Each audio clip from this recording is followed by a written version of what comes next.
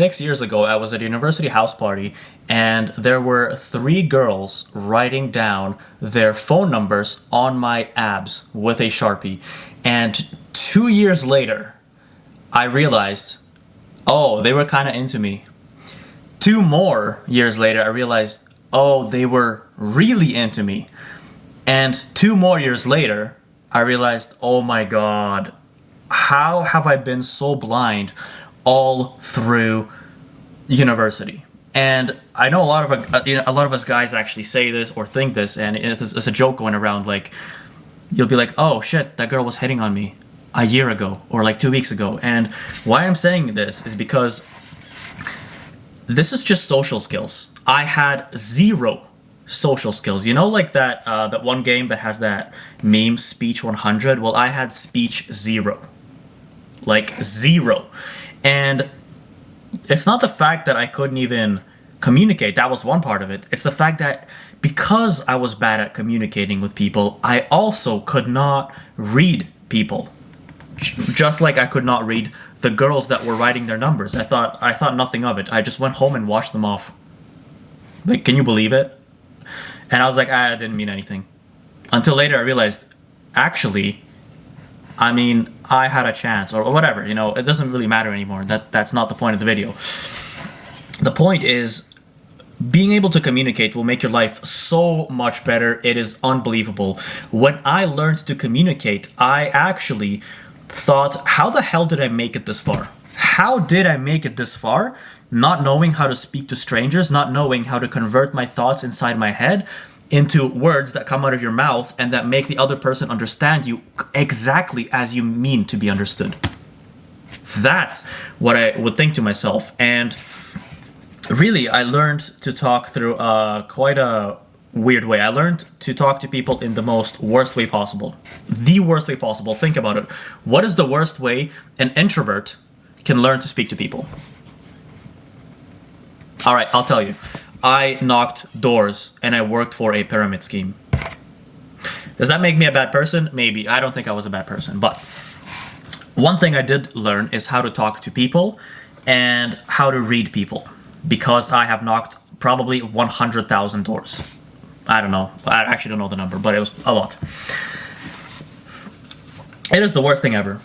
It was the absolute worst thing ever, but it is like the hyperbolic time chamber of learning a skill. If you guys watch Dragon Ball Z, you know how they go and train inside the hyperbolic time chamber where it's like 24 hours in the real world is like a whole year inside that chamber. Basically, spending a year knocking doors is like fast forwarding your social skills. Am I advertising that? Absolutely not. I think nobody should do that. I think nobody should do that unless you're an absolute psycho. And I don't think I'm that insane anyway. I don't think anybody should do that. But yes, if you go other methods, if you want to be a normal human and just develop your social skills, it's just going to take a lot longer, but you can still do it. But the point is, you have to.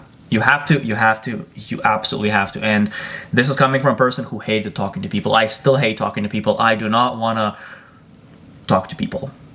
I just don't. That's why I talk to a camera, and I don't actually see you guys. Can you believe it?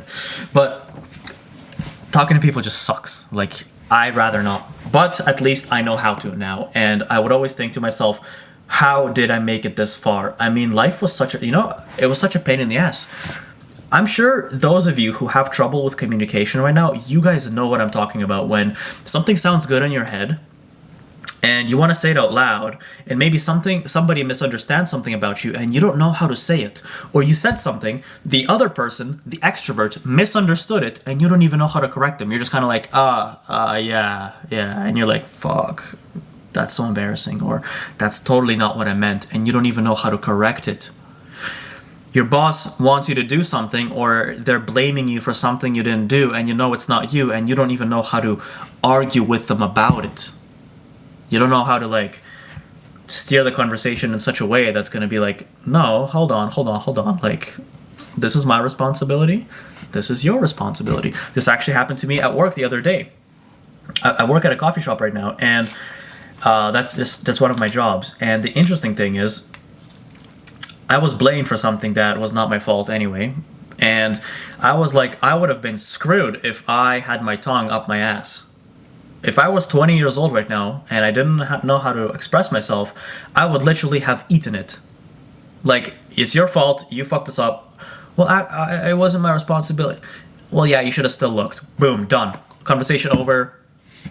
It's on you. This time around, oh, you were supposed to do. Oh, is that so? Like, really? Okay. Yeah, anyway.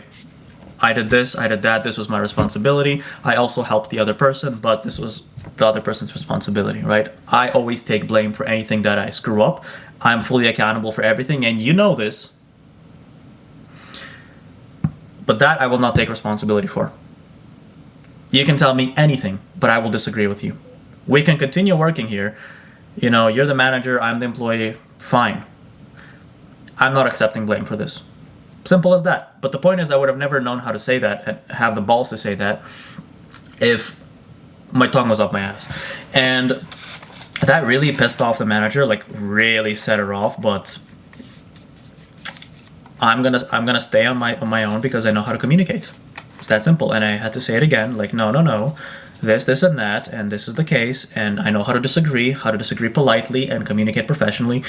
And this all came from knocking doors. And whatever your method is, actually, if you guys do want to check out my link, I will be teaching people how to speak, because this is something that I sucked at doing and I became really good at doing, like speech 100 at this point. And if you're going to learn from anybody how to do anything, is you take the person who used to be worse at it and they become good at it. And they became good at it. And I've actually made a video about how the fact that people who have things naturally, go ask your extroverted friend how to speak. They'll be like, I don't know, bro, just talk, right? That's not useful advice. But the point is, I would actually teach you how to do it anyway. So, knocking doors was complete bullshit. But whichever method that is presented to you, your life will be so much better if you can communicate, and you deep down know this. And if this is one of your biggest fears, like it was for me, it means the compensation you're going to get for it. You know how much more fortune it's going to bring to your life if only you could say that one extra thing, if only you could argue this, agree with someone, persuade somebody else. If you could do that, your life would be so much better. It could be anything small. Sometimes at work, I want to work a specific shift and I will get my way. I will make sure I get it. I don't care who I have to talk to, the manager, the employees, who do I have to convince to get that shift. And it's not evil. It's not like you have to manipulate people. It's not that. It's more like the person who wants what they want will get what's theirs. Like if I want something, I'm gonna go and get it. And the biggest weapon that I have, or that you have, is your tongue, is how you speak, is your communication. Because this is not a world where we're gonna, beat someone up to get your way. This isn't popular right now. That's not the shit. But you will talk your way into many things, or out of many things. And actually, a funny experience. You can diffuse so many bad situations. You know how many times, there's those pissed off customers. If you're working retail, you guys all know what I'm talking about. There's a really pissed off customer, and at some point you just start getting defensive. Like, no, sir, you're supposed to do this, sir. You're wrong. Like, hey, if you're gonna raise your voice, I'm gonna have to escort you out. You kind of start getting defensive, but that doesn't get you further. That doesn't de-escalate the situation, even if they're wrong. And what's funny is, de-escalating situations is probably one of the most fun things, because I've had to deal with so many pissed off customers. It's unbelievable. Like in sales and door knocking and pyramid scheme, that whole trauma. Let's put that past us. But de-escalating situations is fun. Understanding people. How do you convert a pissed off customer to get him on your side? It's easy, right? Of course they can tell you, just understand them. just show them you're on their side. You know, how do you do that though? Because they're attacking you and you want to defend naturally, right?